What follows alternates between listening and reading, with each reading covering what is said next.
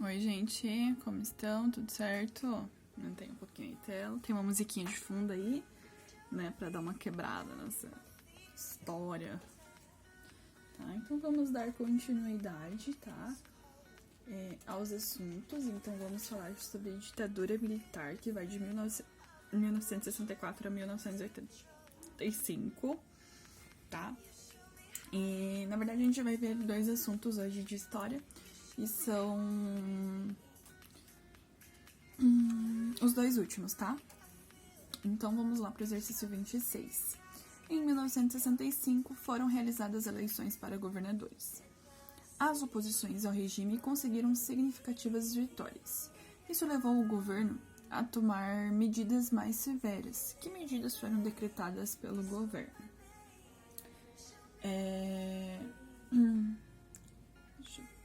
Me perdi aqui. Tá. Então, assim, temendo, né, perder o controle do país, o governo, então, decidiu criar os atos institucionais, tá? Que são, quais são eles? Tá? Aumentava o poder do presidente para caçar mandatos políticos, extinguia os antigos partidos e criava apenas dois, que era a Arena, né, que era a Aliança Renovadora Nacional, que era a favor ao governo, e o MDB, Movimento Democrático Brasileiro, que fazia oposição ao governo. Ali o 3. Decretava o fim das eleições diretas para governadores e prefeitos.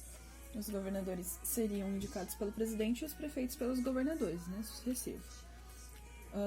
O 3. Não, o 4, desculpa.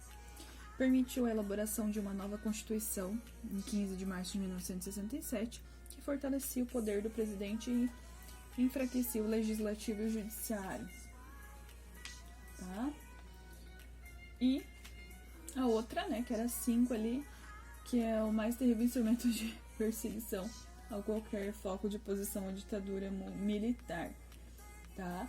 Então, concedia poder ao presidente da República para suspender os direitos políticos pelo período de 10 anos de qualquer cidadão brasileiro. Concedia poder ao presidente da República para caçar os mandatos de deputados federais, proibia manifestações populares de caráter político, suspendia o direito de habeas corpus, né, em casos de crime político, crimes contra a ordem econômica, segurança nacional e economia popular. E impunha censura prévia para jornais, revistas, livros, peças de teatro e música, tá? Então, são os atos institucionais. Porque eles tinham medo, né, de perder esse governo aí. Então, sabe assim, quando a gente tá jogando, tá brincando, né? As crianças estão brincando, por exemplo, vamos pensar nesse sentido. Então, a gente tem duas crianças brincando de um joguinho. E daí tem aquelas regrinhas. Aí teve uma criança que perdeu. Aí o que ela faz? Ela cria uma nova regra pra, né, não dizer que ela perdeu, né? Então, ela ainda tá por cima. Então é assim que é feito. 27. O ato institucional número 5 foi um dos principais instrumentos jurídicos utilizados para preservar o regime militar. Com este instrumento foi possível. O que foi possível com este instrumento? Então, suspender, né, os direitos políticos, caçar mandatos e fechar instituições legislativas por tempo indeterminado, né, que foi o que eu li ali o que eu falei ali para vocês na questão anterior. Tá? 28 ali, vamos lá pra cima. No governo de Ernesto Geisel, que vai de 1974 a 1979, o Brasil não conseguiu mais apresentar taxas de crescimento econômico e nem índices baixos de inflação. Para tentar amenizar os problemas causados com a economia, o que o governo fez? O que ele fez? Né? Porque viu que não estava dando muito certo, né? Então, ele extinguiu ali o ato institucional de número 5. Tá? Deixa eu... deu um erro aqui. Tá?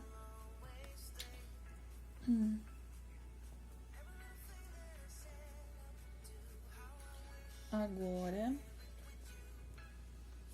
vamos para outra questão. 9.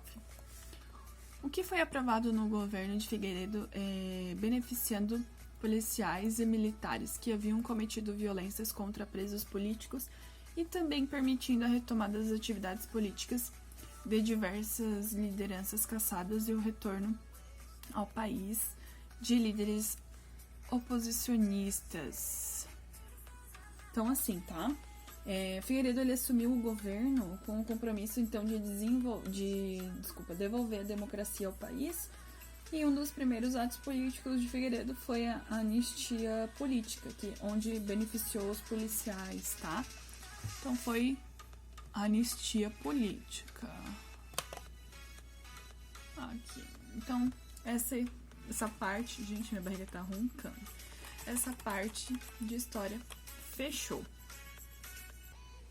Então, nessa parte agora, né, de história, a gente vai falar sobre a Nova República, tá? Então, ali na questão 30.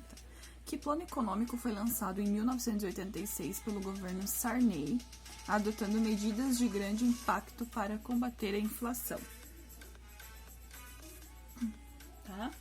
Então, qual que foi esse plano? Era, então, o Plano Cruzado, tá? Que tinha como principais medidas, então, a extinção do cruzeiro, e foi criada uma nova moeda, que era o cruzado, fim da correção monetária, reajuste automático dos salários, sempre que a inflação atingisse 20%, essa medida, então, ficou conhecida como gatilho salarial, tá? Então, Plano Cruzado. Tá? A 31 aqui, o exercício 31. A atual Constituição de 1988 foi elaborada pela Assembleia Constituinte. Nela se constitui... Então, assim, ó... no dia 5 de outubro de 1988, então, o presidente da Câmara, Ulisses Guimarães, oficializou a promulgação da nova Constituição Brasileira. Essa Constituição ficou conhecida como Constituição Cidadã, em alusão às suas diversas conquistas no campo das liberdades individuais, os direitos da natureza social e política. Tá? Então, foi a lei máxima do nosso país. Tá?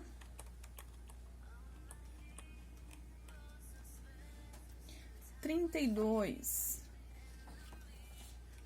Então, por que Fernando Collor sofreu impeachment, reduzindo seu tempo de governo?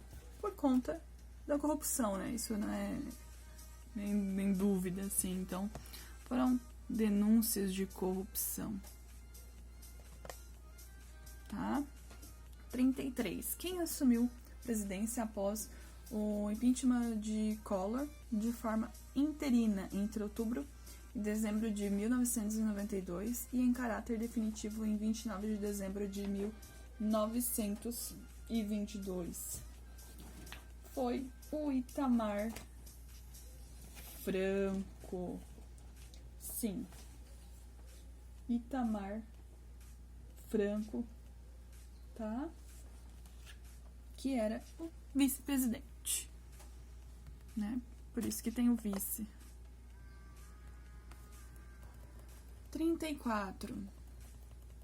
Deixa eu mudar aqui.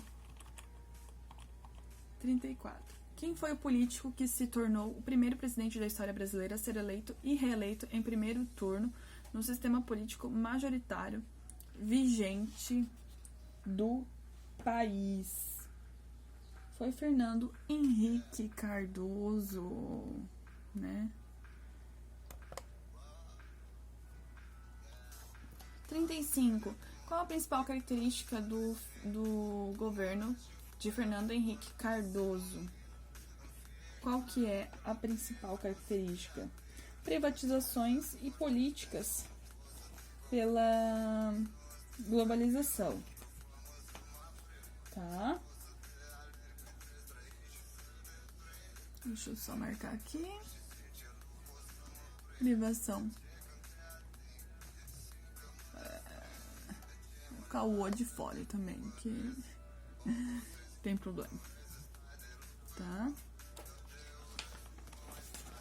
Deixa eu ver se tem 36 aqui embaixo. É 37. 36. Qual foi o candidato que, após disputar 3 vezes a candidatura à presidência da República, toma posse em 1º de janeiro de 2003? Foi então, né? A gente já até sabe quem que foi aqui. Luiz Inácio Lula da Silva, né? 37. Qual foi a primeira candidata eleita em 2011 para presidenta do Brasil através do voto popular? A gente já sabe também, né? Muito conhecida. Aquela que estocou o vento lá do 30%. Tá? Gente, nada contra partidos aqui, tá? 38. Em seu primeiro mandato, Dilma deu continuidade à política implementada no governo de Lula para conter a inflação e também para a criação de programas sociais. Que programas sociais? Ela criou, sim, Mais Médicos, Brasil Carinhoso e Pronatec, tá? Então foram todas as alternativas.